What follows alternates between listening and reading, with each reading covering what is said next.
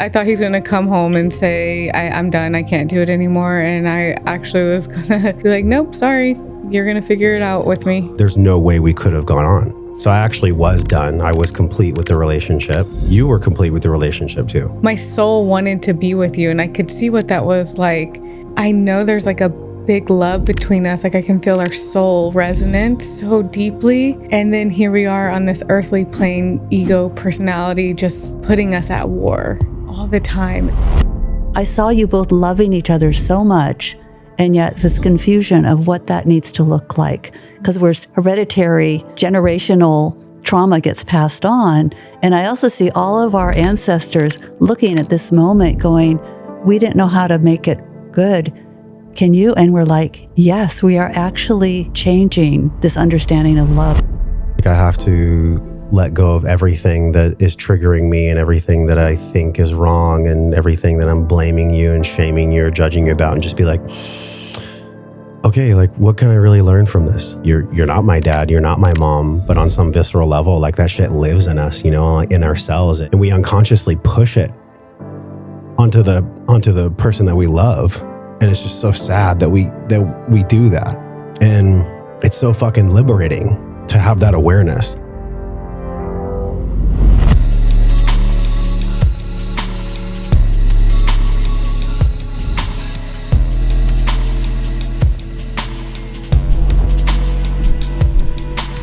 Welcome to the podcast. This is Josh Trent. This is Wellness and Wisdom. It's the place where we explore these 5 sides of the wellness pentagon: our physical, emotional, mental, spiritual, and financial self. Look, we signed up to be a human being. Part of being a human being is that we agreed to nourish these 5 sides of the house we live in. This is the pentagon on the screen that you all know. The more you nourish it, the better your life gets. But how do we do this? How do we know ourselves enough so that we can love ourselves, so we can show up in our power, so we can actually do this thing, life, in the biggest and best way possible? Today on the podcast, this is a super special episode. I do not say that lightly. It's probably the most straight up exposed and vulnerable and raw and real episode you are going to hear today, or maybe even this month or this year when it comes to relationships. There's 2 guests on the podcast today. One of them is the love of my life, my lady, my partner, the mother of my children, Carrie Michelle. We also have a veteran of life, a true wise elder. And I say that with ultimate respect. There's only probably been about 6 or 5 people on the podcast that I would acknowledge as true elders, and Margo Running is one of them. Margo is a beautiful soul. Carrie Michelle and I have been working with her for 6-7 months. We did a beautiful medicine journey that we talk about in this podcast, and there's so much wisdom. I know that's what you're going to get from this podcast today. The wisdom that Margo brings and the wisdom that Carrie Michelle and I are sharing with you is earned. This isn't something that we downloaded from a PDF. We actually went through the trenches ourselves, opened up our hearts, and went through a true death and rebirth process. Now, if you've been in relationship for a long time, or maybe you're wanting relationship, or maybe even you're struggling with the relationship of loving you, this is the perfect place for you to start. No further waiting. Let's dive in right here, right now, with the one and only Margo Running, Carrie Michelle, and myself to go deep on what it really means to go through a death and rebirth. All right, let's drop in with Carrie Michelle and Margo Running on Wellness and Wisdom. Whoa. We're here, Margo. We're here, Carrie Michelle. We made it. I cannot believe that we're about to do probably one of the best podcasts ever. And it's coming from my heart, which all of them have come from my heart, but this one is really coming from a deep place because just last night, we did a ceremony here, and through divine will, divine everything, you were able to come out to Austin. And, you know, Carrie and I have been working with you for, gosh, is it a year, babe? About a year 6 now? months. It feels like a year.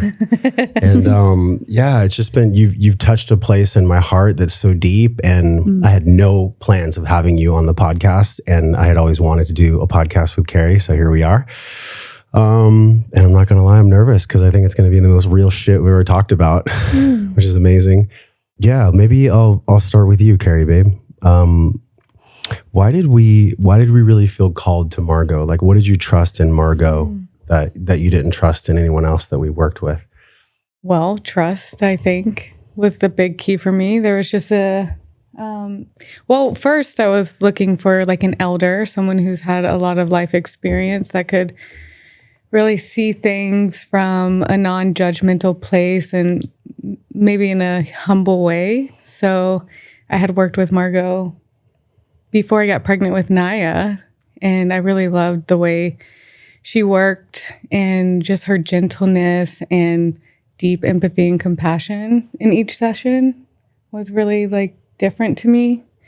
And I could tell like she's like figuring it out with me, versus like I know the way and I'm better. So that's kind of what I've experienced in the past with previous therapist, and Margo was just very humble. And so we are going through hard times after Naya was born, and I had been thinking about her, like who would be our next person to work with as a couple, because I was doing individual sessions. So one night she messaged me. I can't remember what it was about, but then I left her like a minute voice message asking if she would work with me and you, and I like felt like I needed to prepare her for our fires. And she's like, oh, I can handle fire. I like being in the fire. Yeah. So yeah, the rest is history. And you know, I'm so deeply grateful that we continued on with her, because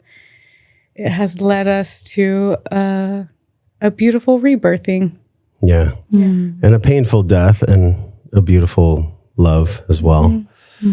I'm just so grateful for you that you've stuck in there and that you've just chosen to love me. It's such a beautiful thing, and really chose yourself, which I know we're going to get into. And I chose me too. Yeah, Margo, you're one of those people that you have no website, there's no marketing, but you're so powerful. You're so good at what you do. Like, what is it? Like, what do you do? Does anybody ever ask you that? Like, what do you do? What do I do? Be present. I've been told I'm naturally a present person. Redeemed past, hopeful future. But I enjoy nature. I was raised camping and canoeing and had a big backyard. And, you know, in the 50s, you played a lot out in the yard and the streets in the neighborhood. So that was the blessing of the time. But still, just enjoying I never felt alone. I had my imaginary world that I played with. Yeah, how am I who I am? I don't know. But I love life. I love the times we're in. I've always been engaged with little things, big things, being a teacher of young children, which I did for 20 years, of just really being in the moment with them. They say, oh, how can you manage a whole group of kindergarten children? It's just like you be in the moment with them. And that became part of my belief that all behaviors are just looking for connection. And so working with young children, you got to work with parents. And I started deepening that. Now I'm retired from teaching. I'd love continuing my work with parents. I mean, you're kind of always a teacher, though. Just hanging out with but I never had I didn't know that it could be spoken, that I could. It took a while for me to find my voice and really realizing this is for sharing. This is that's how, and now that the world's always had difficulties and wars and things. And it's like, you know, I don't listen to the news a lot, but I'm very aware of them and looking at the history of them. But what is my gift? How can I, and working with people's, the real war to me is between the mind and the heart. And if I can really have that conversation and help people have that conversation, somehow it's my work for evolution and for hope, to give other people there is hope, that I can get at peace here, and then to see the magic of then get peace in relationship with their child, with their spouse, with their parents, or, you know, that's how we work with the traumas and dramas that we see in the world. You got to own it and be gentle with it. And again, all behaviors are looking for connection and attachment. Yeah. That's inward too, rather than, oh, I'm so stupid. Oh, I didn't do it. Oh, you know, we bad talk ourselves, and how to just like say, wow, you're protected. It's okay. It's okay. Yeah, I was telling you yesterday that there's only been like maybe 5 or 6 people on this podcast that are true elders. And after hanging out with you and having you guide us and just be with our family, like it's such an honor. Like, it brings up emotion to me. Like, you're a true elder, And it's interesting because it's like, there's no marketing to you. There's no like facade. You're not trying to like get a lead magnet and have people go to your website. No. And it's like, there's this trust in you that's so powerful. And, you know, to set the stage, like we were in probably the worst place we've ever been ever. And I've used this podcast as therapy, you know, where I've talked about our relationship in this podcast. So I think it's so amazing to have you here and be able to like really share what we've been through, because how much service will that be to others? Like, and of course there's a lot of energy moving through me because we've been through a lot in the past day, babe. It's been a lot. So it's a bit vulnerable to it is, yeah. Share. It totally is, yeah. But let's go for it. Yeah. Yeah. I'm in men's groups and I've been getting wise counsel from men, and a lot of what I thought would be this breakthrough with you and I was you changing. And what was the craziest part through your guidance, Margo, is that I realized that like I was at least half or more of the disconnection, the lack of truth and the lies. I'll just pull the e-brake, babe, if you're cool with that. So the very beginning of our relationship, you were with another man, I was with another woman, and then I had gotten a psychic shattering from ayahuasca. It was crazy. I was in a really bad place. I was 80 grand in debt. It was gnarly. I don't know if you knew that or not. Now you do. I mean, you knew I was in some debt. You told me you were a millionaire. Yeah. So I was, you know, I came to you with my own suitcase full of stuff. And, you know, what I didn't realize and what came clear to me this past week, you know, we took a separation through Margo's guidance. And, you know, what came through for me from, I'm just going to say like JP Sears and Mark Groves and my friend Brad and just other men that were sharing with me. It took me to this place where I was just crying for 3 days. And I realized that this anxious-avoidant dance that we've been playing, I had a massive role in it. And it was so fucking freeing. It was so liberating to just be like, okay, how am I contributing to this? And why am I wanting her to change so much? It's because from the very beginning, we built our relationship on sand. You know, I built the relationship on sand. I didn't choose myself. There were certain things that happened where the line in the sand needed to be drawn for me to be good with myself and be cool with myself. And I chose to abandon in the very beginning. So there was this complete death of what I thought the issue was and what I thought the problem was. And I think what's very clear to me now is like the way that I was wanting to protect myself, the way that I was projecting my fears of the relationship ending on you, was just adding to the anxious-avoidant dance. Like it was making it even worse. And so, yeah, I just, you know, I told you yesterday in the ceremony, but like, I'm so grateful. I'm so grateful that you chose me, even with all the stuff, even with all that I brought in. So thank you. And holy shit, what a ride we've been on with Margo, you know, in the past day plus. Yeah, I just love you. I love you so much. And thank you for choosing me, and thank you for choosing us and being the mother of my children. I just want to honor you to the world. I just want to tell the world how much I love you and how much I care for you. Yeah. Thank you. You're welcome. Yeah. So beautiful, your share. And thanks for like being truly honest and vulnerable. Yeah, I really respect that you're sharing it from your perspective. And I have a different perspective on the beginning of our relationship. You know, I hear you say a lot that we built our foundation on sand, in that you came with your baggage. And I think most relationships do that. And I think there's like a true unraveling in relationship that we become really idealistic. Like you so want to just stay on the lane of that vision that you have as a couple, that you kind of have the rose-colored glasses on and you just continue on and you ignore all the signs and signals. And, you know, my perspective is that you don't really know that until you got to where we've got, and we can actually look back in retrospect and now it makes sense. Yeah. But then it's like, we didn't know. We thought we're just doing the best with what we knew. And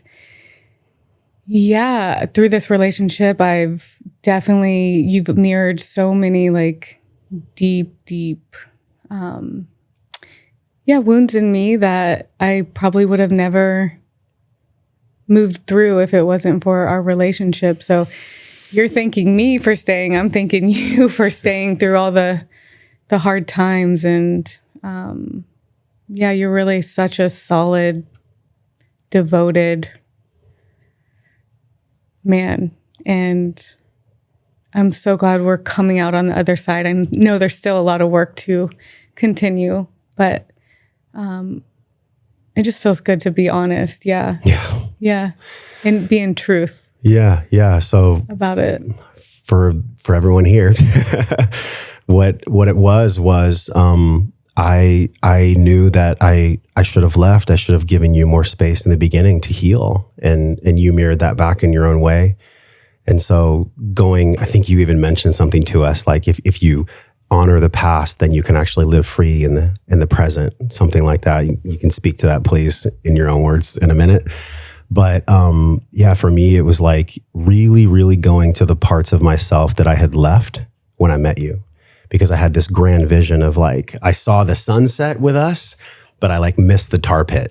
I was just like, I was so focused on the sunset, which, we're in it now. I mean, I'm watching the sunset with you now. Like, holy shit, we're on the other side of it. And of course there'll be other things that come up, but like, I love you enough to stay committed to this 2.0, to this new relationship that we've created.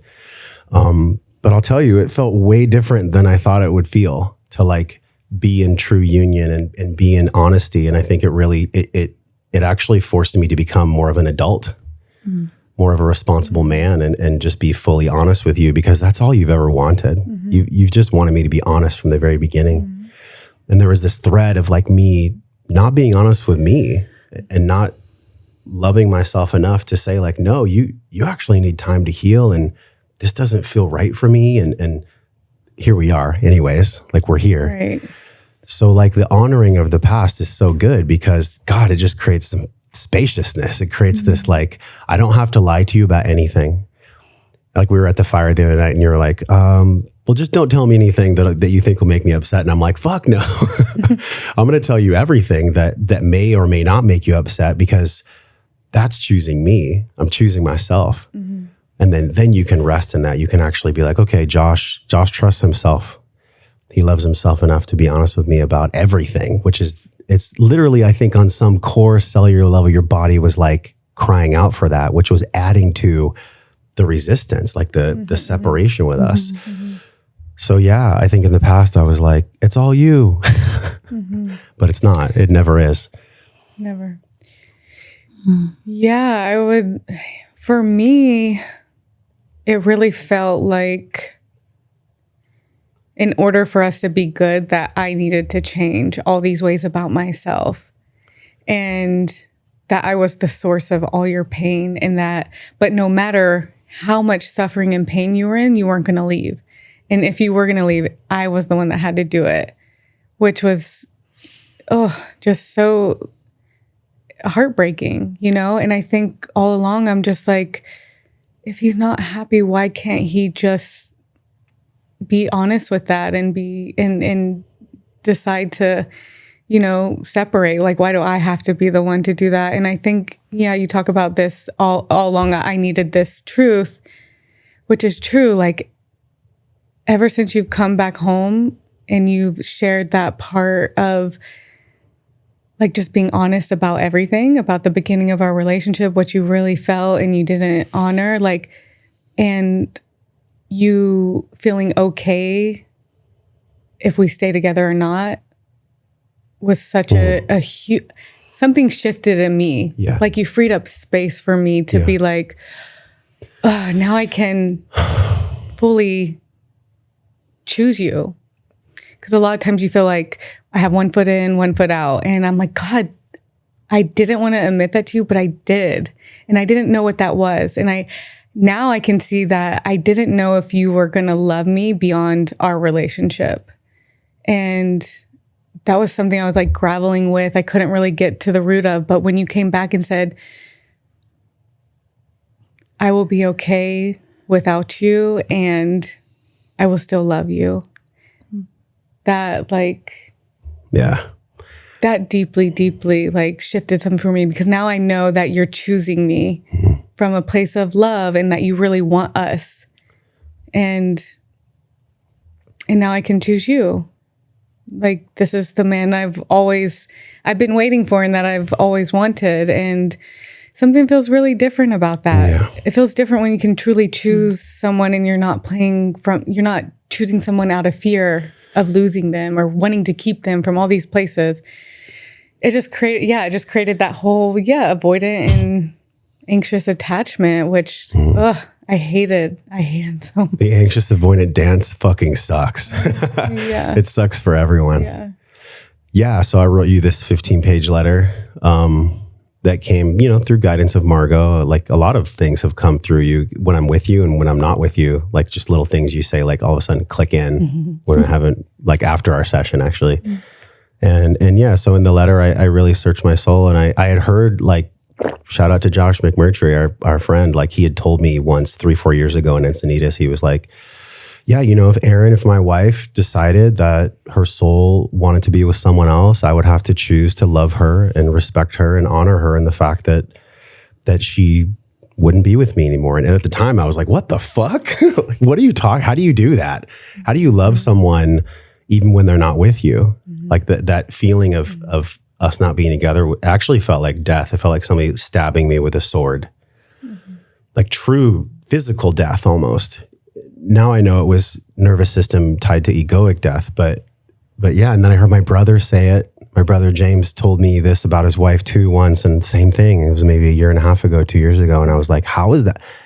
I had no idea. I didn't have like the faculty of how to do that. Like, how do I love you regardless of if you're with me or not? And so, yeah, I'm like kind of shaking right now because my nervous system is still learning this. Like, it's still learning how to be in that truth. Like, that's from my heart. Like, I'm gonna love you no matter what. Like, if you're with me or not, like, you're the mother of my children. I knew from the time we talked about it that it was true. And so, yeah, Margo, I'd love for you to speak to that. Like, this true like death of fear of abandonment, fear of someone not loving me, fear of how this plays out in relationships. You don't just work with us, you work with a lot of people. I'm sure you feel this a lot. So I think it's like, woo, I mean, it's a lot of energy for me to share right now, but it's real, because how many couples are literally killing each other? Just killing each other because they just don't have the awareness of this anger and projections that they learn from their parents or grandparents or lineage or whatever. It plays out in relationship, and people that really love each other end up splitting up because they don't have the courage to go into the darkest, blackest pit and be like, well, why do I feel that for me? Why do I feel that in the first place? Like, how did that even get created? And of course, it came from my father, speaking really terrible things about my mom, and my mom speaking terrible things about my father, and just seeing how that was an unconscious example that I was living out, and I was literally like shoving that onto you. And of course, that's not fucking fair at all. So what do you make of that? Like, what is that with people, with men and women, or just any couples? Like, how does that play out, and what's the truth of that? Well, what is, we all like, what is love? I mean, all the love songs in the world, and love is not grasping. Love is not, I love you if. I love you. And we put that on our children, and our parents put it on us. I love you if you get good grades. I love you if, and that's not love. And we're, I'd say one thing I love about getting older, I see proof of evolution. We didn't have language for this 20 years ago. We didn't have language of trauma 10 years ago. Yeah. I've worked closely with Gabor Mate and compassionate inquiry. So compassionate inquiry, and that's how I've been working with you. And I say it's actually helped me how I relate to life. You feel this warmth, you feel this connection, you feel this attachment. So you see behaviors and you connect with them or not, but then you inquire. Like, all of this work is well, what do you want of this? Like, when I saw you both loving each other so much, and yet this confusion of what that needs to look like, because we're hereditary, generational trauma gets passed on. And I also see all of our ancestors looking at this moment going, we didn't know how to make it good. Can you? And we're like, yes, we are actually changing this understanding of love and deep. That's why it's such an honor to be with both of you. And I saw this great potential, the love you had and the willingness to really search within, and this strong woman that said, excuse me, and you calling it feminism or whatever. It's like, and now there's some softening in you, and you're not calling it feminism. You're not calling it, you're just like, oh, you just wanted me to be present and be honest. It's like, I remember that look, like, what? That's all? It was just there's so many beautiful little moments of working with this clay. And when I sat with you not too long ago, and you're just like, I just need time to rest, and your sinuses and your heart felt so hard. And I went, Josh, this could kill you. This could make you really sick.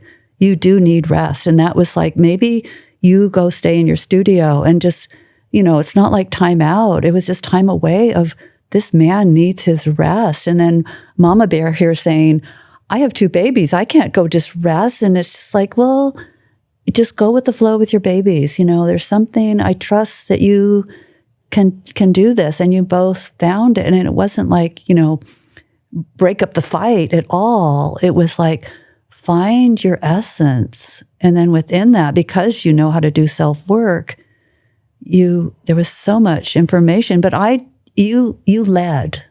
I just inquired, and that's the work. And so everything I'm doing with you, now you get to put it out in the world. I'm just going to go float in the ocean in Maui. Thank you very much. Yeah, that's how I take care of myself. Oh, yeah, it's beautiful.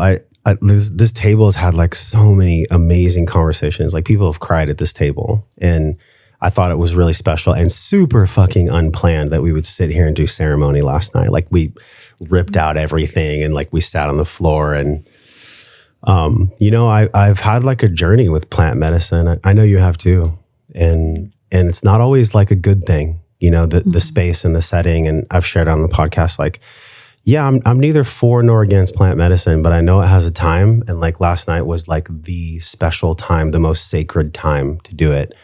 And I thought about like all these people in Austin, like, I don't really trust anyone here because everybody's trying to be a coach. And I knew that Carrie wasn't going to trust them either. Like, there's just a lot of phonies in Austin. And so I was having a conversation with my friend Brad. We were sitting right here at this table. And while he was sharing something about his life, I was like, I wonder if Margo would guide us. I wonder if Margo would guide us in ceremony. And there was like a true unfolding and surrender about that, because I thought you wanted to, but I wasn't really sure. I was like, okay, I'm literally just going to ask her, and if she says no, then fine, we'll find someone else. And when I asked you, you were like an immediate, yes, I'll come. And how did that play out for you? Like, it was so beautiful the way it happened. It was we didn't have childcare picked or anything. We had nothing covered. I live by the yes. I mean, how do we trust our heart? Like I said, the biggest war is between the mind and the heart. The heart goes yes, and the mind goes, no, you can't. You're not good enough. I don't do that. I don't worry. I don't second guess this place. And it's not like, but I still, okay, mind, I need to logistics, to budget, to schedule, to time. I saw my calendar was clear for 5 days. And I've been really curious working with couples. What if I go and live with them for a few days? That would be so amazing. And I've done a lot of plant medicine since my hippie days, and, here and there, and mostly in traditional ceremonies. I really, really respect that it needs to be held. The whole idea in the 60s, we didn't know about setting intentions, but how that really deepens. So this heart, all these past stuff that we bring can be cleared, but with intention and with holding really sacred space. And so that you had used it, we had all been there, but it was such a conversation. It wasn't you just going inward and all this watery psychedelic word. It wasn't that at all. A little bit inward, but mostly we were conversing, and we were working on, well, here was an intention. What do you think about that? It just came so organically, like kind of what else? And then your conversation was just, Yeah, and the medicine added that heart opening. Like it's safe, creating safety. That's what any conversation that goes off, it wasn't safe. So how do we create safety in our day-to-day life when we're not doing ceremony? Every moment of life should be a ceremony, devotional. Every word I come out is so special to come out to anyone, especially our children.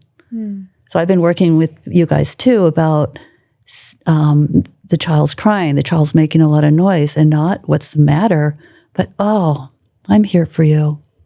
That's good. You had a good cry. And that's society. It's new language. It's like you're bringing something, some tension. But the minute we go, what's the matter? And then, 10 years from now, I love telling parents when young children, when they're teenagers, and you go, what's the matter? It's like, oh, you're bringing that information. That's the inquiry. Tell me more about that. How is that for you? So I think that's a sentence we kept coming to is, how's that for you? Mm-hmm. Yeah. I didn't know that you work closely with Mate and his work. That's really amazing. I love this. The compassionate inquiry. Mm-hmm. Yeah, it's a good man. Yeah, like in order for me to really inquire with you, Carrie, like I have to let go of everything that is triggering me and everything that I think is wrong and everything that I'm blaming you and shaming you or judging you about, and just be like, okay, like what can I really learn from this? Like what can I actually learn from you? Like what is hurting in you, and how can I really hear you without cutting you off or closing the conversation or shortening however long it might take you to share that with me. I think for men, that's really fucking hard, especially men that might have an anxious tendency, that have grown up with like a mom who's bipolar and a dad who's cognitively not there, like one maybe wanting to be there, but he was just dissonant.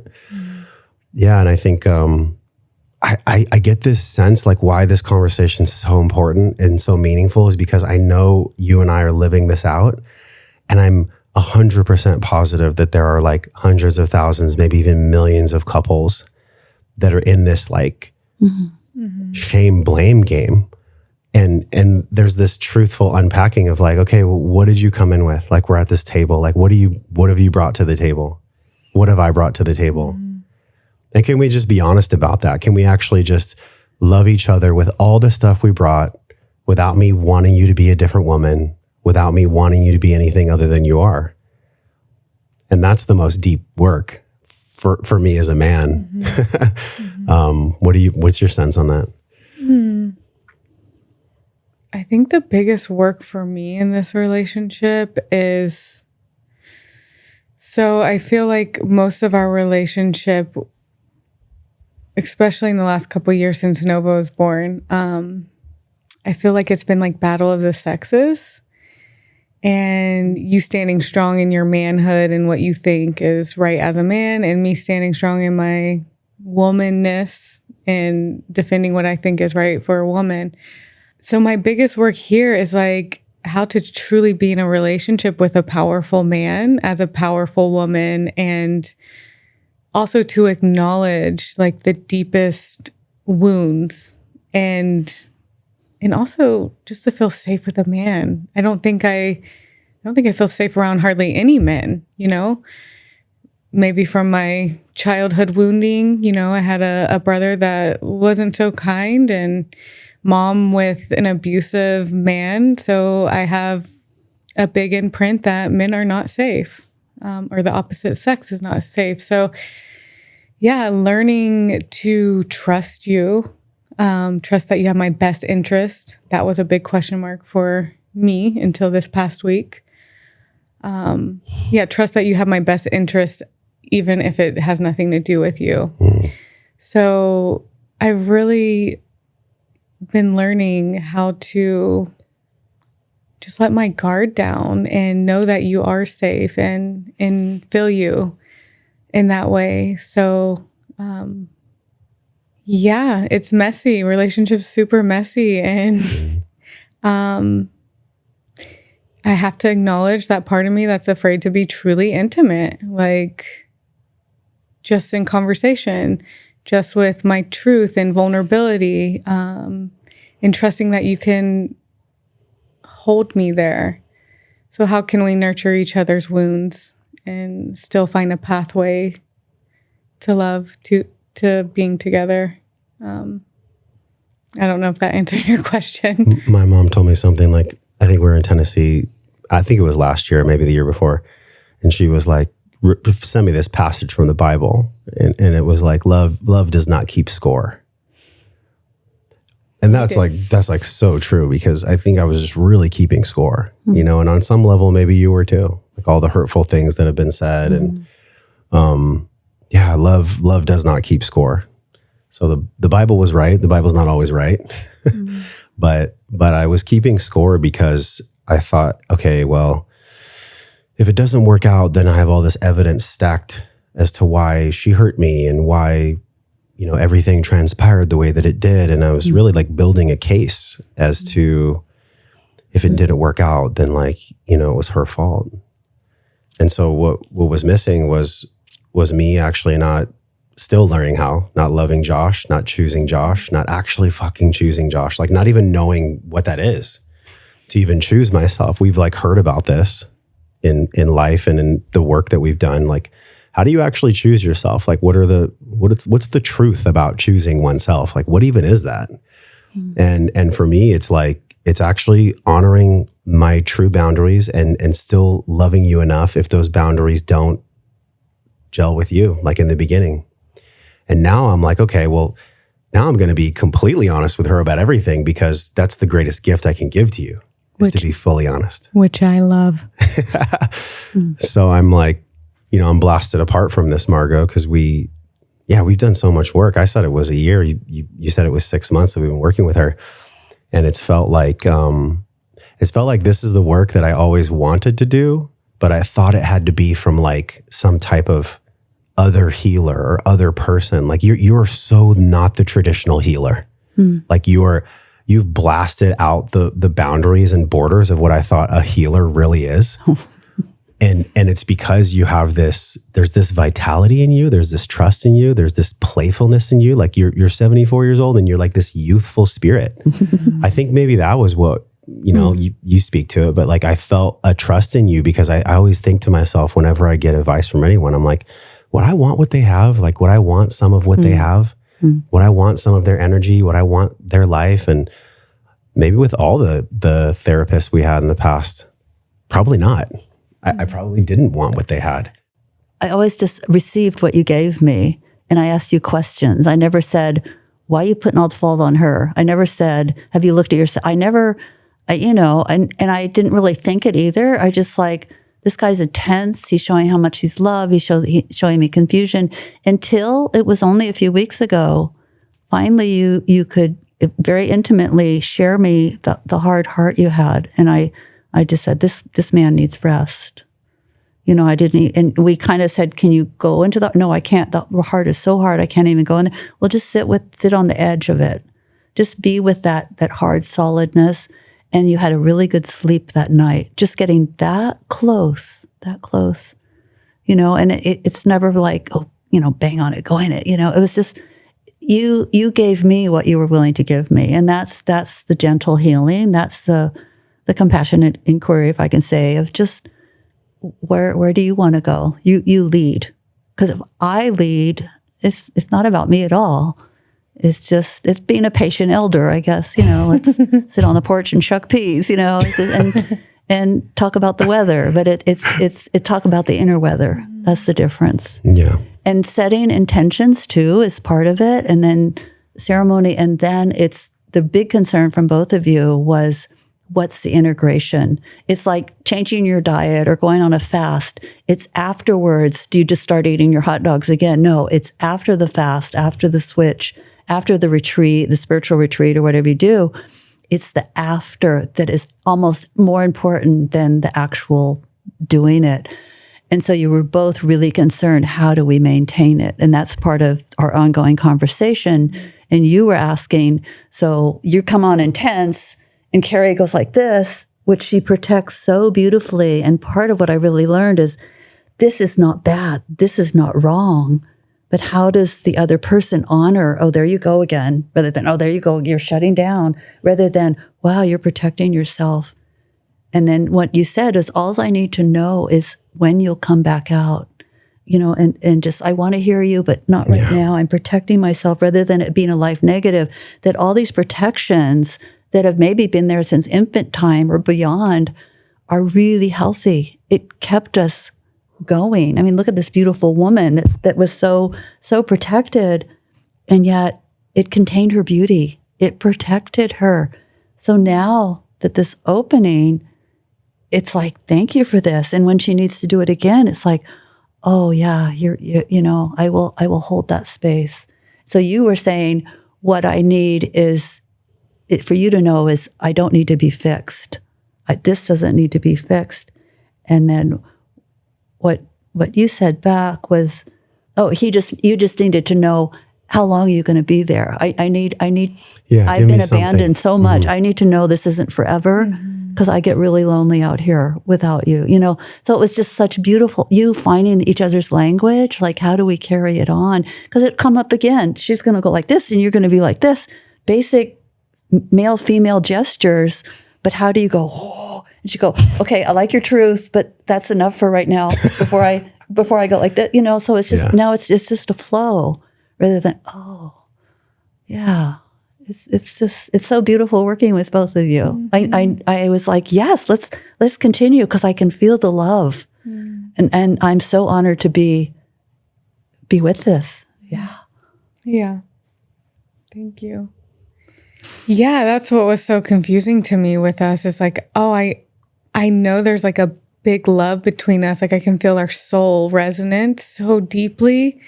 And then here we are on this earthly plane, ego, personality, just putting us at war all the time. And yeah, a lot of time when I would shut down, it's like in retrospect from our ceremony yesterday and you kind of guiding us, and it just made me really see into this beautiful part of myself that, yeah, I was protecting myself.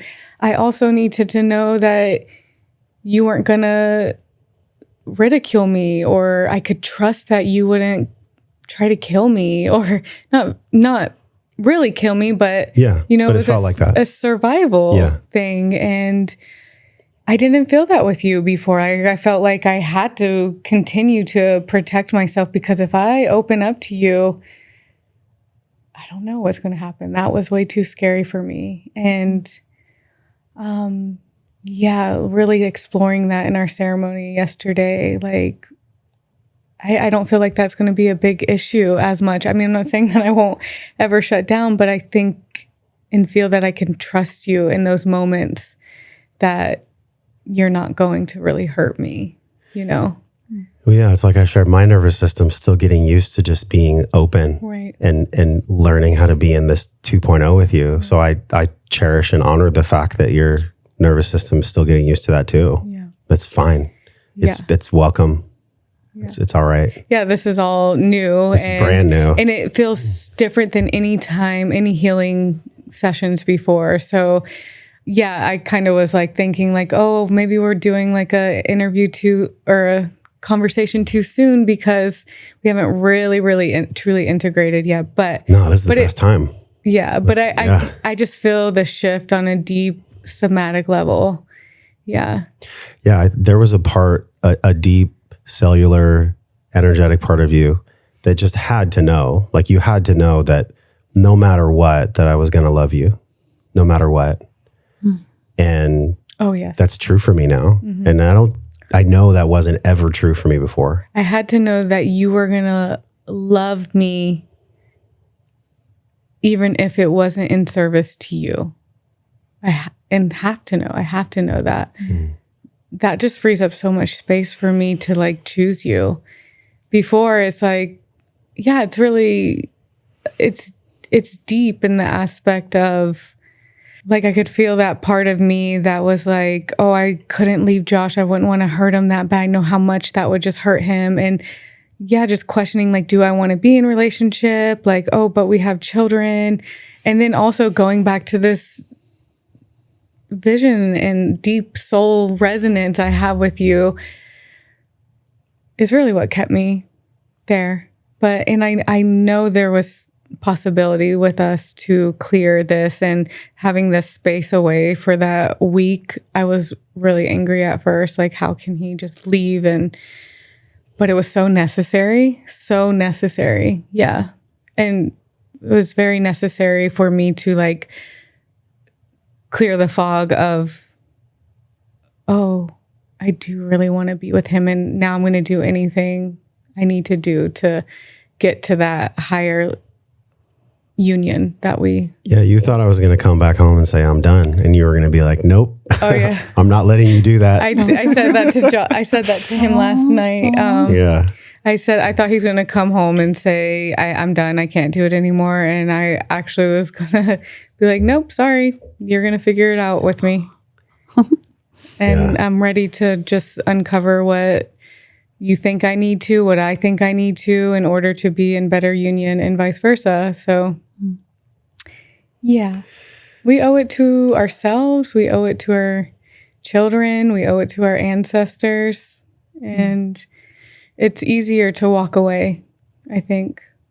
So I had to really look at those parts of myself that, where is Josh right in some ways? Like, yeah, I know that my behavior is triggering his deepest wounds, and his behavior triggers my deepest wounds. And if we could just let go of the battle of the sexes, I think we would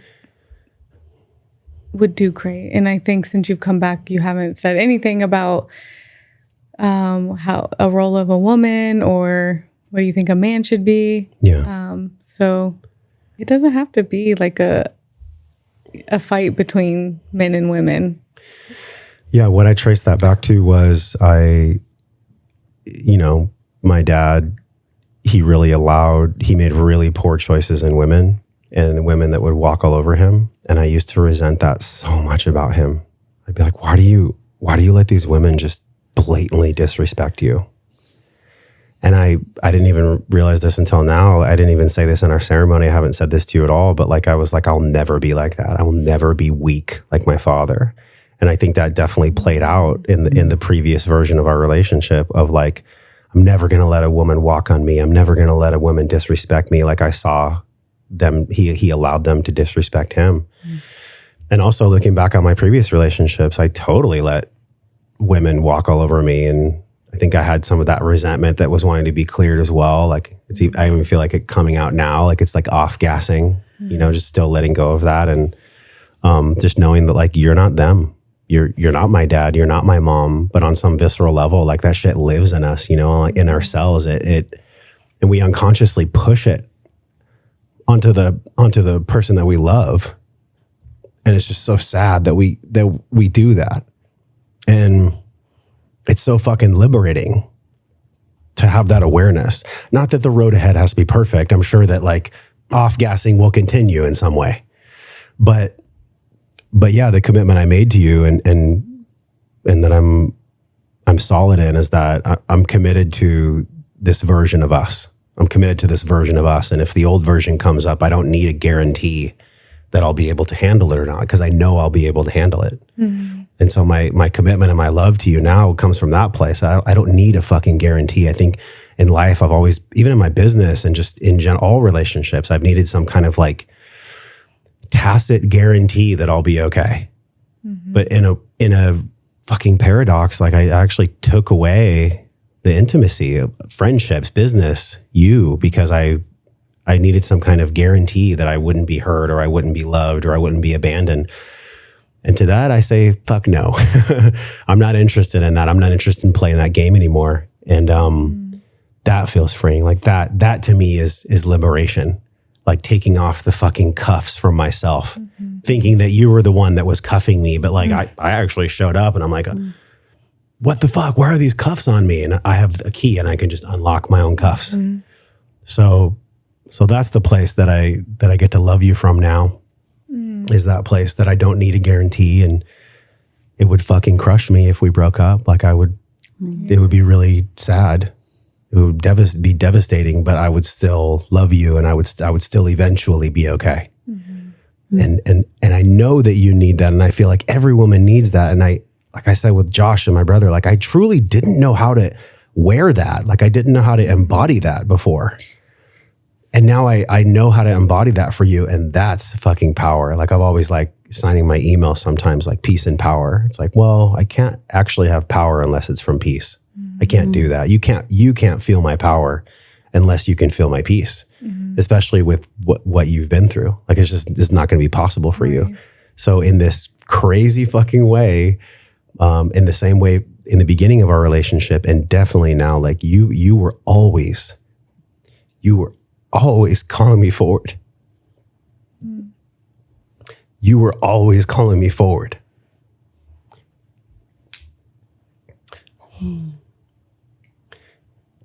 And there's real truth in that. Yeah, and I just love you for that. So thank you.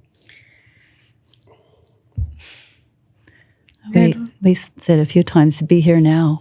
What keeps us from being here now with what is? Because what is love. And it's those parts of us that, you know, the dad parts, the mom parts, the experience parts, and it just go, well, that's a part. Thank you for doing your job. But, you know, when you come into self and you're really present, you go, well, and it's not a bad part. It's the shaming and blaming of those parts, like my dad and my mom and my brother, you know. But when you're not blaming it anymore, go, well, thank you. You had a role, but just step aside. You can still walk with me, but I'm here. And that's that maturity you're feeling. I'm here. And, you know, you can come and say, hey, you know, remember that? It's like, yeah, I do. Thank you. You know, and then they calm down. But how this is going to change your parenting, you know, of just to find out that all voices are welcome. All moods are welcome. You know, getting close. We've talked a lot about that. Getting close with your child if he's having a tantrum, rather than what's wrong? You know, because that's how we treat ourselves. What's wrong? Why are you doing that? Like, you know, shame and blame and internally. But when that's calmed down and you see your child being upset, you go, oh, yeah, you're having a good cry. I'm here for you. And not trying to fix it or make it better. You just be with it. Like be with, when you're intense and Carrie shuts down, you just be with it. And when he gets, whoa, what was like, whoa, I see that power, but you know, okay, where are you going? I'm here for you. I'm here for you. I'm here. It'll help you be with your children. So like I keep saying, when they're teenagers, they trust you that all feelings are welcome and you won't judge them and you won't try to fix them. You know, that's the magic. And so this becomes a generational shift of how to be in the world that I'm so excited for you. It's so different than I thought it would be. I've like intellectualized, and I've probably told you like 1,000 times, like, you know, we got to heal for our family and we got to heal for our lineage. And like, I didn't actually know how to do that. But now I know how to do that. And I'm not saying that it's easy and our path is unique. Although I get the sense that it's also similar to other couples. Like I feel that too. It's pretty fucking similar to other couples. It just played out with us for a long time, to the point where I actually did feel like I was going to die at times. I was like, wow, I'm getting sick so much. I've had to reschedule so many podcasts. Like I'm just like, something's got to give. You know, something's got to give. And yeah, it's what I wrote to you in the beginning of that letter. Like, I don't think God is a bearded dude in the sky, but I know that we need God. And I know that God is in our relationship. A divine energy, a divine presence is in our relationship. People have like a wounding about that word God. And I feel like God for me is the thing that allows you and I to see that sunset. The thing that when we hold Nova or when we hold Naya, as they're asking for us to mature, for me to mature, for you to mature, they're like asking from this like such innocent place. Like, you know, please mommy, please daddy, like, what's the truth, mommy and daddy? Show us how to love, show us how to live, show us how to love each other. And that was a big piece of what I wrote to you. And what I feel now is like, that's actually how you heal generations, is by having and growing and being the guardian and shepherd of children that they've taught me already I can't even imagine what else they'll teach us, but they've already taught me so much about myself and about what actual generational healing is. And also I want to respect my father and my mother and my grandparents. Like I'm not here to demonize my dad or to demonize my mom or to demonize your dad or mom or anyone. It's like, damn, maybe they just didn't know, or maybe they knew, but they didn't know how to heal it or how to, they didn't have the tools that we had. Or it couldn't just not be their path. Or it's not their dharma. Yeah. Yeah. Yeah. Which is a whole nother mystery school. They're doing the best they could, really believing about every soul on the planet. They're doing the best with what information they got. And just because we got different information doesn't mean we're better. It's just, am I really, even somebody that's down and out and I could judge on any level, am I meeting them where they are and giving them some hope? Maybe they never were seen by anyone. Some lonely old lady walking down with her walker on the, good morning, how are you? And it's like, maybe nobody's talked to her for a week. We just don't know. Yeah. Yeah. Whenever I'm in the grocery store, which is rare because we do the orders now, but I'll like make a point to connect with the person. And I did it this morning, actually, when I got the bread and the yeast. I was like, hi. It seems pretty light. I was trying to connect with her, and it was like I saw her light up. Like nobody does that. People, hi, how are you? It's like that's the normal thing. And I'm like, how can I choose from my heart to do that all the time? Maybe that's pie in the sky, but fuck it, I'm a dreamer. And so how can I do that all the time? How can I connect with people all the time? And even your presence, Margo, just how can I bring my playfulness and my youthful spirit to healing work as well? Because healing work is fucking hard. But you have I laughed in the ceremony because I was like, how do you have this youthful spirit? How do you stay connected to your kid? How do you stay connected to your little girl? And what did she say? Well, I've always had braids. And I just bust out laughing. Like that. I think why people get old, when I feel you, I don't feel that you're old. I feel that you've had this connection to your little girl the whole time. Oh, I've always believed in fairy tales. I live in that world. And because fairy tales and myths, they carry such a deep truth. That to me that's the story of our soul. And being given a little gift along the way. And 2 hours before you thought, I wish I had that. Like I was looking for scissors to cut off a little tag I was gifting your children. And as I was leaving the airport, someone had dropped a little Letterman tool, a little tiny, precious one, had scissors on it. I'm just like, oh, whoa, this is amazing. Yeah. Yeah. How do you be awake to those little gifts that the old lady gave you when you're on the path to the high mountain and receive them? And be awake to them. And that's I don't have wish lists or prayers or dear God help me. It's more, I want to get there and then being really awake to, can I be awake in the moment rather than, oh, I could have had a conversation with that person. Like, okay, I saw that 2 hours ago. How can I be awake in the moment? How can, that's working with you guys really, I feel like we've been awake in every moment in our relationship. And that's what, yes, let's work more. Let's do this, and passing it on to you. So then just exactly what you said, you desire to be awake in every moment and really feel the love in your heart and see a moment to share it. Because people need hope so much these days. And even with a real connection, not a text, not, a really human eye to eye, heart to heart, that is so needed in the world. So thank you for taking that on. Yeah. People need hope. People need inspiration. Yeah. I think that's why people are drawn to podcasts, is because they're thinking like, oh, can I feel some hope today, or can I have some inspiration today? Yeah. And I can see how there's so many podcasts out there. Fuck, probably most of them, honestly, like 90% of them, they're just like entertainment, which is cool. And I'm not saying that's a bad thing, but yeah, I just feel like we need a lot more conversations like this, because this is what people are like thirsty for. They want this, and they have Joe Rogan and they have these other shows that like entertain their mind, but really in a way, I feel like it pulls them away from the work that their heart's wanting them to lean into. Well, we're so educated to the mind. The mind knows it. It's been part of the patriarchy of the woman has all these emotions and they're messy. So let's just analyze and chart it and get the mind going. Hey, the feminine energy is right there on the table, the upside down triangle, water. I put that in my business logo because I knew on some level that I needed to understand the water. Right. The all of the ness of the feminine. I'm like, whoa. So when this is part of Gabor's gift of like, okay, you have these perceptions of the world, and then you kind of say, hold on, let's drop that perception into your body. Where is it? Is it in your heart? Is it in your belly?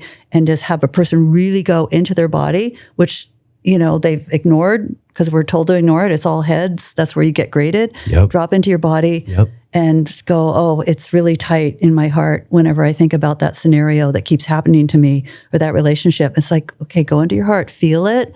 What does it feel like? Describe it. What does that heart need? How old is that? If it wants to go back and because we did that with you and you said, oh, it's all Carrie. My heart is heavy because of Carrie. And it's just like, I just let that be. Okay. All right. That's as close as you want to get. And just, okay, I hear you. And then you touch in. It's kind of like you touch the wound and you don't make a big like, why did you do that? Why did it? That's touching the wound, and that's making that wound, that trauma even deeper, rather than just like, oh, okay, just touch it. Okay, let's go over here and go over there and make a joke or it's just like, but it's there. We acknowledge there's a little owie there that's been there a long time, and it could create an ailment. Yeah. A deep wound, a deep illness in our body that let's address it. And actually there's healing by going into because the body knows. The mind makes stories about it. I remember when you told me, you were like, you need to sit with that black tar in your heart. I was like, the fuck is she talking about? And yeah, I got to sit with that.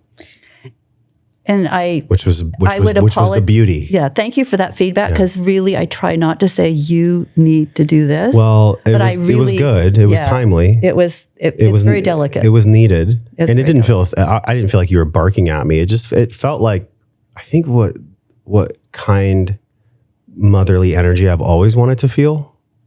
And I love my mom, but I felt that. Yeah, I felt that true feminine wisdom from you, of like, go sit with that. I think I said, I said, if you don't, that's very hard. That's very heavy to carry.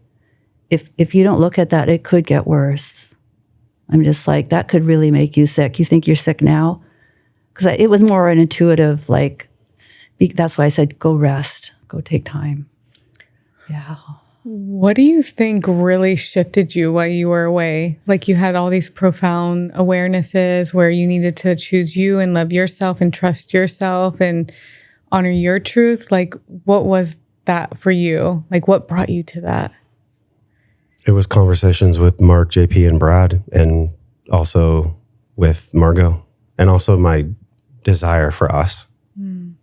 I think it was like amalgamation of all that put together. Mm-hmm.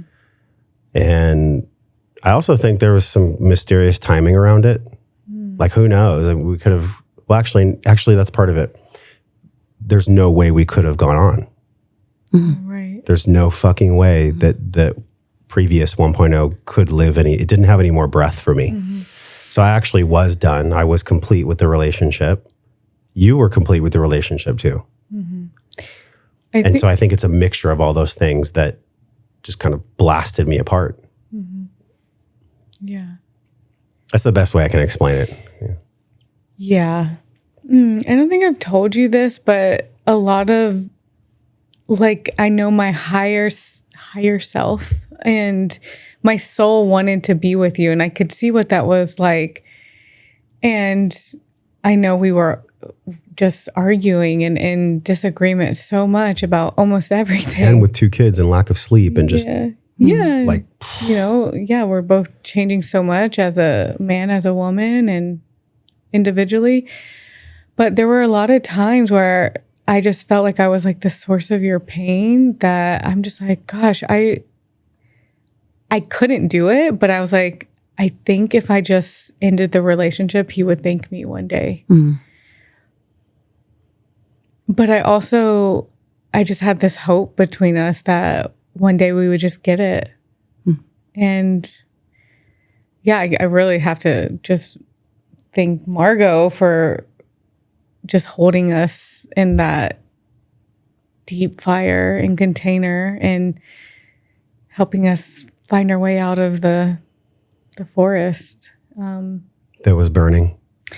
It takes a village. It takes a village. It really does. Yeah. And I think for me, a lot of times I just want to go inward, and I'm so private when it comes to relational. This is a fucking edge for you. Yeah. This podcast. Oh yeah. I'm like, I don't know if I want all this or no. But I hope that it inspires. I do notice that most of my friends are going through similar stuff. So yeah, I hope that this finds somebody and really gives them hope that, if their relationship seems, on the rocks or even complete, that it does take two. Like it does. And it can't just be one person. So yeah, there is hope that you guys can find your way through. But yeah, I'm very thankful that we're sitting here today and talking about it. It is an edge. You told me before we recorded, you were like, I didn't think we'd ever record a podcast together. I didn't. Why? Well, I thought we were just on different kind of wavelengths with what we would. Well, really, I just thought me and you were in agreement about everything. So it would probably be like a polarizing conversation. So I'm like, I'm not going to go on there. Mm-hmm. But I'm so looking forward to doing life with you and truly navigating those hard times together as a team. Because I wasn't feeling that before. And yeah. I'm sure you weren't either. Like we weren't doing anything as a team. We're just so in conflict and in our differences. So I'm really looking forward to navigating our lives together as a union. Yeah. And it's exciting. I'm like, oh, this is what I've been wanting all along. And it just feels so good to feel that hope kind of coming to fruition. Yeah. Yeah, the ceremony was powerful. So how would you describe your heart from the dark weight that felt so painful to now? What just drop into your heart, and how would you describe it now? The ceremony was powerful, but also the timing of you and I was powerful too. The ceremony just put a magnifying glass on what I needed to see, we needed to see. My heart feels like almost like, those rock hounds where they have the chipper, like the chipping away of some of that crust. And it's funny because I've told people, like, they ask me, like, what's it like to be a father? And I've said, oh, you know how to find a diamond, you have to carve out this big piece of a cave to find the diamond. Like that's what having a child or children does. And so that's what this feels like too. It feels like, yeah, just a softening, which is a word that in the past had triggered Carrie. And I get the sense that it won't trigger her now. Yeah, I don't even feel the charge to it. Yeah, in the past you would want me to soften. You just soften, yeah.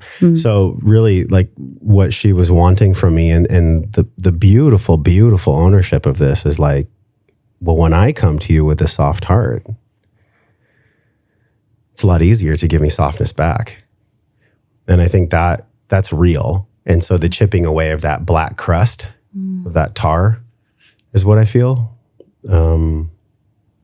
Yeah, and you know what that feels like? It just feels like I was telling Carrie in the truck last night when we were driving the kids around, it feels like a hot air bubble has been popped.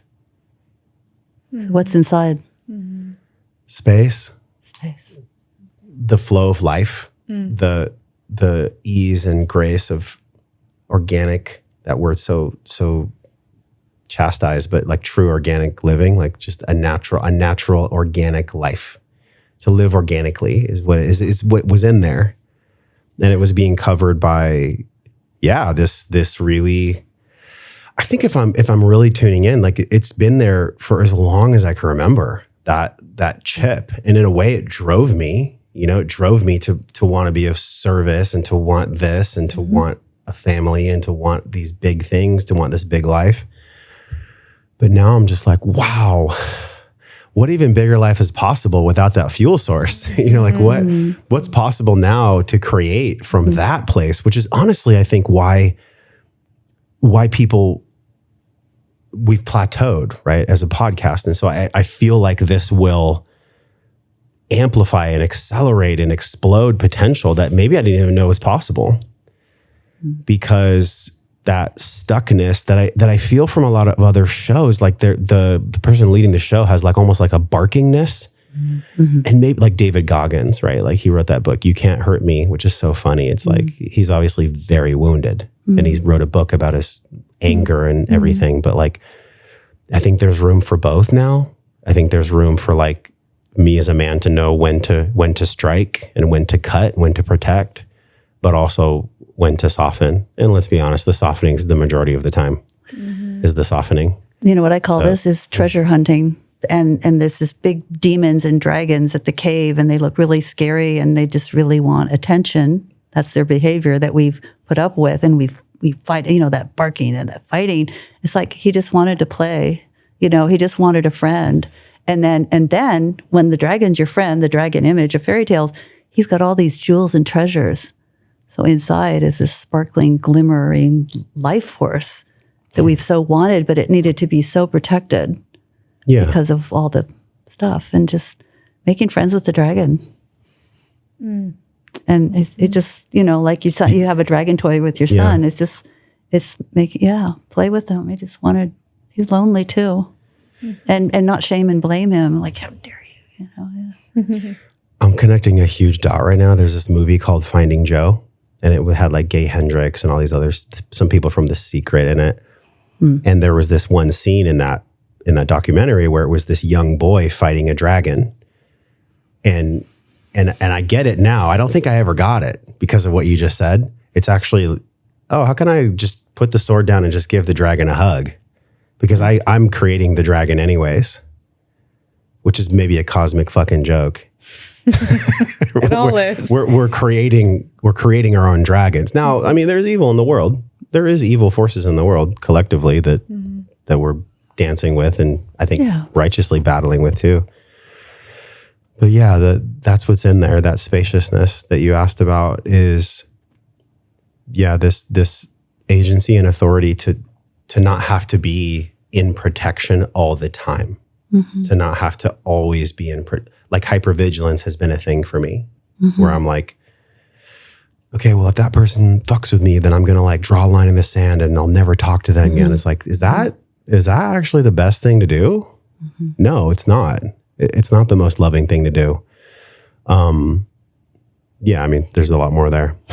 Well, one thing is posture too. How do we, as people get older, they get burdened with life and all the baggage they're carrying. And so most, yoga and stuff and body awareness and dance, but it's just like, and this feels protective, and it's more a feminine gesture of protecting this, where actually people can get at you to be aware of dark forces, the light forces. This is protection, full wings out, full angel presence. And I've been walking down some shady places, and they're like, "What's a person like you doing in a place like this?" And I was walking like this, and they would protect me as I walk through, the area. It was just like this, and it's not shoulders back so much. Military, it's heart open. And how do we not be wounded? Well, I've been wounded so many times, and sometimes it is this gesture of walking away. But mostly, if you like, I love going to a store, and I'm like, I open it and see what comes, and it's usually magic. But if you walk in, okay, I got to get bread, and I got to get the, it's just like you're walking like that. But if you walk in with this presence, and I mean, I've had a fellow with a baby come up to me. My baby needs to meet you. It's just like, you were the ones we have been waiting for. It's that kind of, So I just invite everyone to do that. Just before you, even when you come home from work, open it up. There's my family. Rest in that, And that's what you're really deepening, that you can rest in your relationship and your family. And it's just so a beautiful thing to witness. Yeah, it's funny, I haven't asked you this yet. I've been wanting to ask you this, with what you've been through in your life, the men and the loss and the hurt, like your ability to still keep your heart open is fucking amazing. That's really amazing. Yeah. If you could share about that. Well, even though, I wasn't so versed in wounding and trauma, and none of us were, I could see where their beliefs were, because they were very spiritual people. I wouldn't have it otherwise. But it was like, that's not my path. And yes, I had children with both of them. And, what that did to the children and all, it's just like, I know that's not my path. And I didn't have language, like, I'm working with you. If I had somebody work with me and them, it would have been a whole, but that wasn't the story. And even my last marriage, it was like, go do what you need to do rather than trying to hide it. Go be that person you need to be. It was kind of loving you in freedom. Mm-hmm. And we still have a relationship, and sure, I'd love to talk to him, but he doesn't want to go there. So I let him go in freedom. And out of due respect for our child, I knew that was so important not to have any animosity because of the child. It's like we are separate. I honor him and I honor me, but there is no animosity. Sometimes I had to work at, because the children will sense that even when they're adults, and that will burden them. That will bring them to trauma. So it's so important to just work through all of that. They're in their freedom, I'm in mine, even no matter what had happened. Does that sound familiar? It's really freeing. Yeah, I really love that aspect of relationship, to let someone go with honor and love, especially when you do have children, because on some level, you're going to be with them the rest of your life. You're going to have them in your life. So, and that was a kind of thought for me. It's like, even if me and Josh do go our separate ways, it's like, I still have a duty to do the deepest work to heal my relationship with myself, because that's going to affect my children. It'll affect our relationship, even if we are separate. So the commitment was really to doing my own deeper work. And I do find it that you are the best person to do it with, because you want to, you're willing. And for so long, I think in our relationship, I just didn't want to like budge in that way with you, because you're telling me like, it's you and you need to do this. And some things were very true. Like, I'm like, yeah, I can see that. I can see that. So now I don't know. I just feel like, because you don't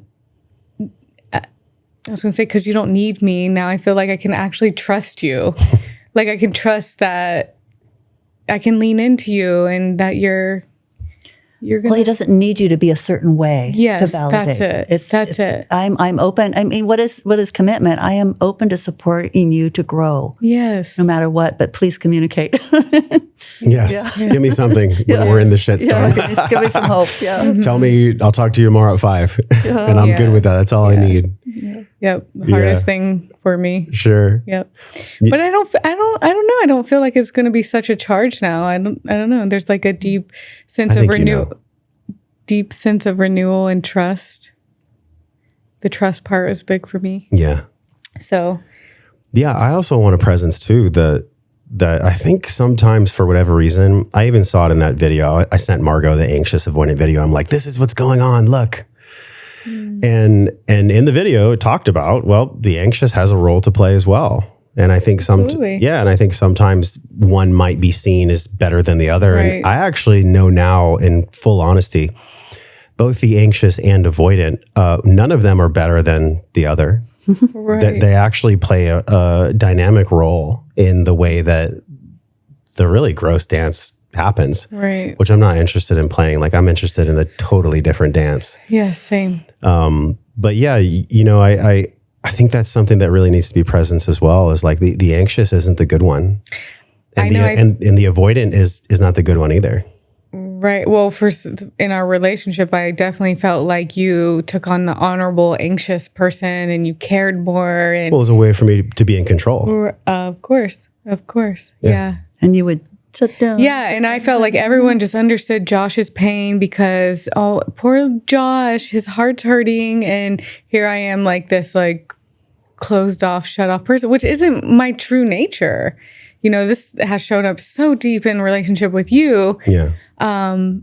because it's like that polarizing energy is pushing me into that, because I'm actually anxious in all my previous relationships. So it was so funny. But there just became this like narrative that I just felt like everyone understood Josh's pain and felt for Josh. And I'm like, well, what about me? Like, I'm actually very soft-hearted. And anyways, and I felt like you took that badge with anxious, like as it was better than avoidant, because avoidant didn't give a shit, didn't care. Yeah, the unconscious projection was that my dad was extremely avoidant and my mom was kind of just boundaryless. I mean, I love my mom, but she didn't have the even understanding of boundaries. So in a way, I think she was also sometimes, actually, it's perfect. She was sometimes anxious. She was sometimes avoidant, which is truly bipolar. You know, it's like this, it's like my little nervous system, my little boy nervous system never actually knew, like, and you know,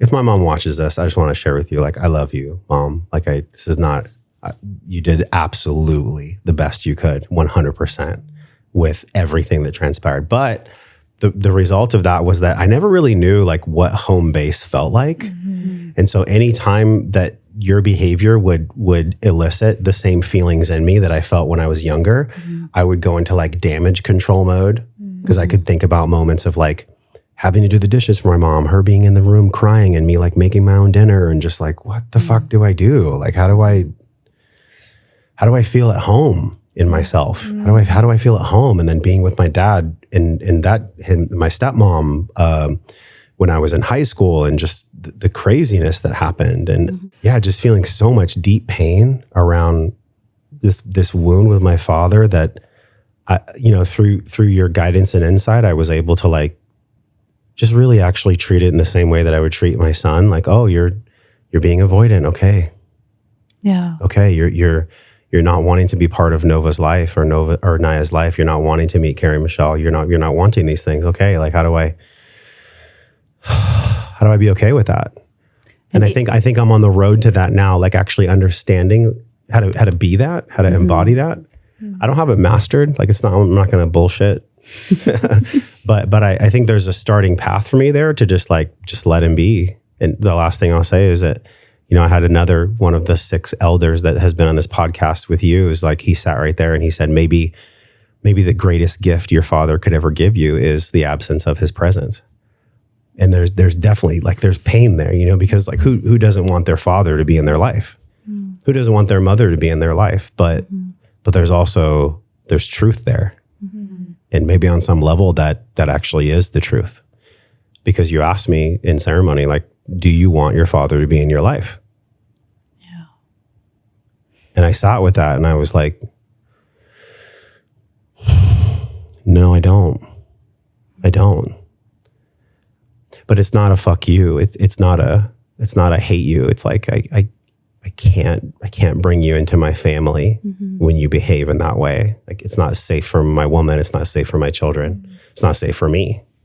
So there's emotion there. Like, there's freeing, there's liberation there, but there's also pain, and that gets to be felt in due time. And I can see how that it's nauseating, the projection of that onto you, and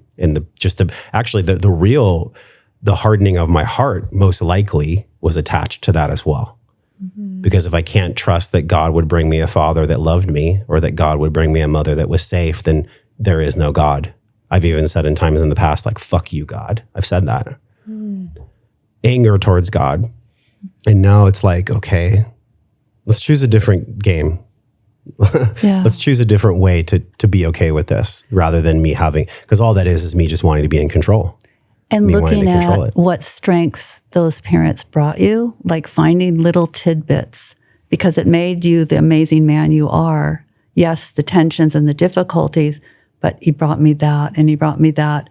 And then also to keep going into the heart of, I had some difficult relations with parents, and, and I go, I didn't know then. That's when I am taking care of kids. And I tell their parents, I have trouble with this behavior. And I ask the parents, what do you do at home? And because it's me rather than your child's a problem. So I look at that as parents. It's like, my parents were a problem. They didn't give me what I need. But it's like, I don't have the strength right now.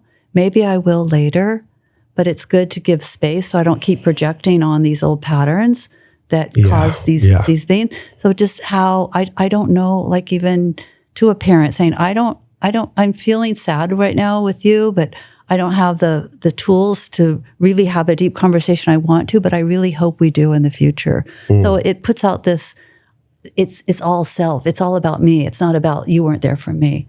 And that kind of turns it around of I'm going to work on my heart. I'm going to protect my heart, but I'm also going to work and hope that it softens, and maybe I'll have the words someday.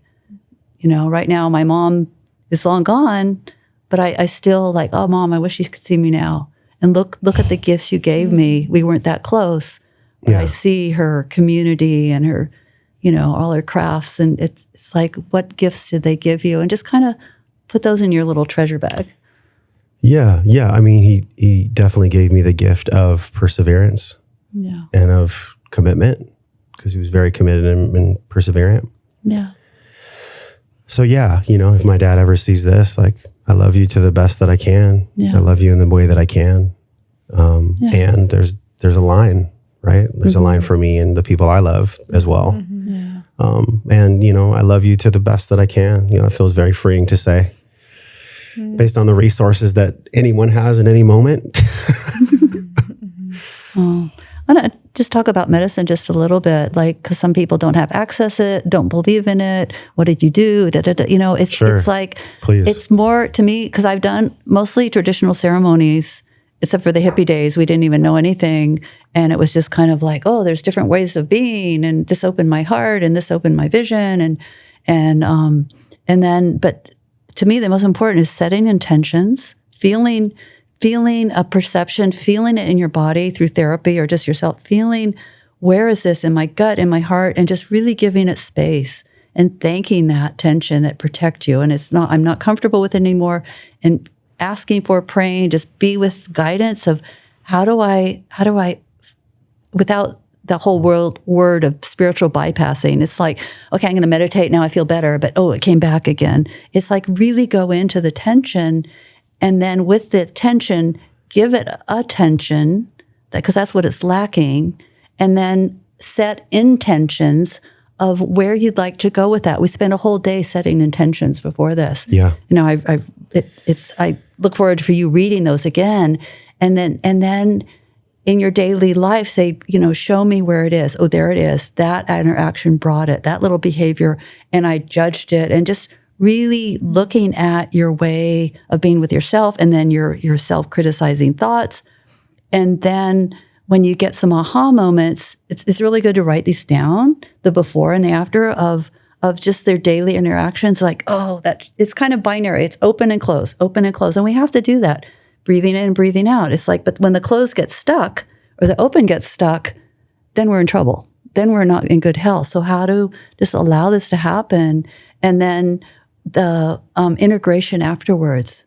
Okay, now I feel like I want to take a breath before I go into the store and be open.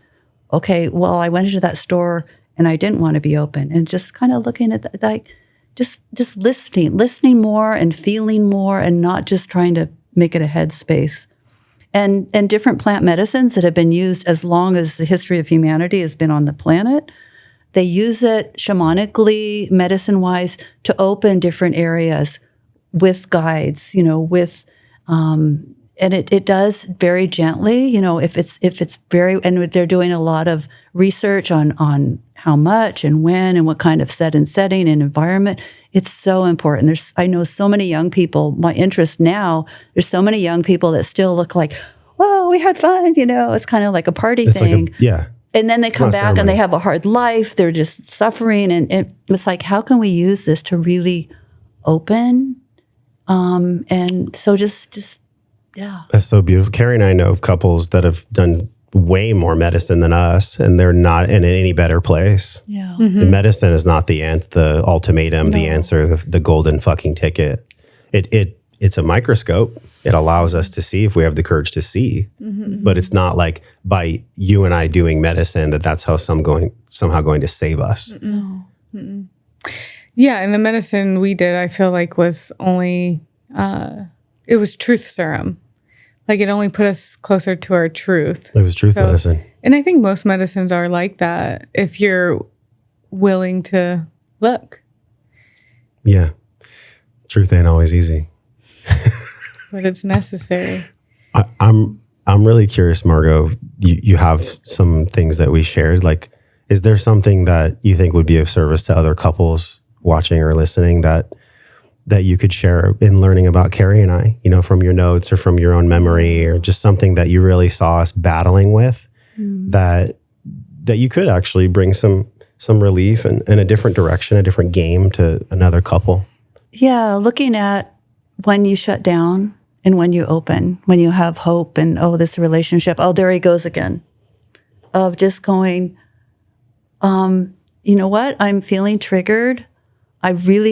This is the most important sentence. I really want to hear you, but I can't right now because of within me, not because of what you just said or what you did. Those are so critical that you have to, when I learn new language, like through nonviolent communication, I'm like, okay, it took me a few months to like integrate that, say what you see, tell what your needs are, and ask permission. Like when I come home, all the clothes are on the floor from my daughter, and can you just pick them up? It never. So I brought it to Marshall Rosenberg when I did a workshop with him. What do I do? And he goes, well, say what you see. There are clothes all over. When I come home, I want to sit down and relax. Would it be possible for you to pick up your clothes? Do you need more hooks? What do you need? So then she just did it. It blew me away, but it took me a long time to, say what you see. Like, what does that do? Place is a mess, and then talk what you need. So like, I really want to hear you. Like it's coming out, a lot of information, a lot of hurt and pain, but I can't right now because it's triggering me. So that really important, I want to hear you. It's really missing. I want to hear you, but I can't. You're blasting me too much. It's like, once you start doing this, it's just, then the person's offended and then they got to say something. And then the war goes on and people take out the big guns. And it's just like, I want to hear you, but I can't. So really honoring beforehand. Carrie's got a bazooka. Okay, Why is there big guns here? Like, okay, I have a Gatling gun. We need I have these. a Gatling gun. We need these. We need these for protection rather than, and it's just like, but I need to work. So and then what I learned from you is saying, well, how long do you need? Like, give me some hope. Like, you're not going to go just retreat for 2 days and look at me really mean. It's just like, how can I hold space for you to work on this? And then I hope, and not even the attitude of like, well, you're going to take all day. It's like that, it hurts. Exactly. So really looking at language is divine or sacred or however you put it. Our words are just like these jewels, even if we're really upset and they come out all backwards. But it's also retake. It's like, even when you yell at your kids, it's like, you know what? Take two. I don't like how I said that, especially when they're older. What I really meant to say is this. And it teaches the child to go, I'm going to blow it, but wait a minute, and then be able to, and then it happens quicker and quicker. What I really mean to say is this, can you hear me right now? And really always, that's what we worked on a lot yesterday.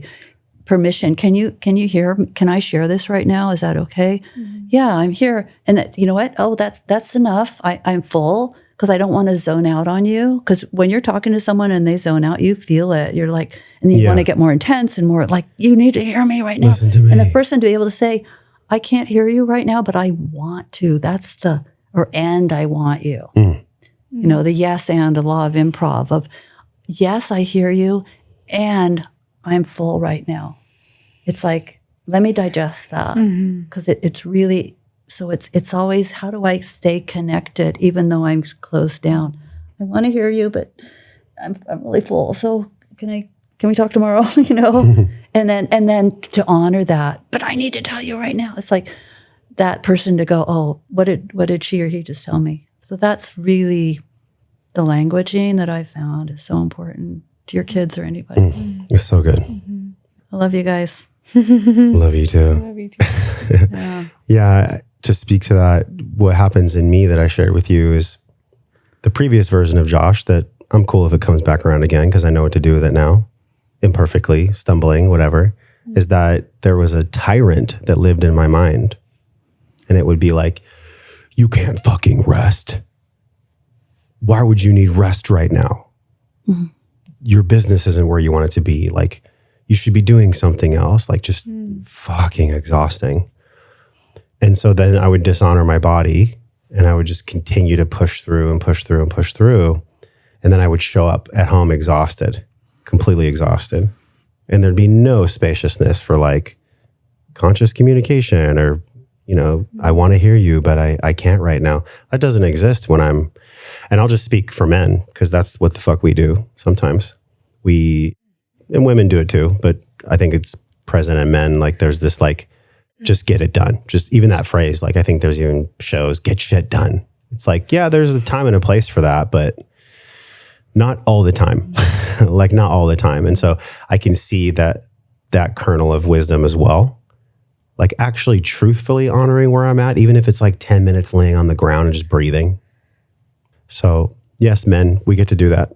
You get to take a break if you need a break. It's okay to take a break. Like you don't, and actually I show up more full after I take the break, which is so counterintuitive to the tyrant that's barking. But before that felt very feminist, very, you know, unmasculated. Yeah, almost like a weakness. Like if you take a break, you're weak. Yeah. Yeah, that's what I'm saying with these other influencers and other shows. They're all about like, just get it fucking done. And it's like, well, yes, and not all the time. That's not always necessary all the time. But isn't that spiritual or whatever you call it, where two or more are gathered? It's like what energy lives between us? And if you give, we have energy, we have being and being, but what lives between us? What is, you know, you could call it love, you could call it spirit, you could call it something, but there is something tangible, you know, it's between, you know, you can feel the heat between your hands, and it's a Tai Chi practice. How big can you feel that heat between your hands? You know, and that's what's living. How do we give that space? And I really believe that's how we create more space and time in our life, by giving that space. I mean, martial arts masters knew that. That's how they moved through space so masterfully. But you gotta work on this. What lives between us? And that's Tantra, right? That's like, it's not like I'm gonna be receptive and you're gonna be aggressive. It's just more like, can we just, what is that? There's the mystery. And that's all you were wanting, right? Can you just come home? And he's like, what? Yeah, I was like, how do I honor you as a woman? And I said, just be peaceful. And I was like, that's it. that's all that I do. Like, that was the moment. That was the And I actually didn't get it. I was like, what? Then I was curious. I was like, okay, what does she actually mean by that? Like, what? Yeah. I mean, I understand. That was a pivotal moment. Yeah. What else needs to be said? I believe that we have the same deep core wounds. And I think those were triggering each other: fear of abandonment, fear of it not working out. Just recognizing that we're actually like almost the same person, just in male and female bodies. And yeah, you're my perfect mirror, as much as I didn't want to admit that. But I'm proud of us. I'm proud of us for working through it. And I know there's still a lot of work to do and integrate. It's fine. From this. Yeah. But I do feel like you're my other half. And I asked you last night, I said, are you my other half? And you said, yes. And it was so real and so true. I'm just happy that I can access that part. I've been wanting so long. So yeah, I think it's an ongoing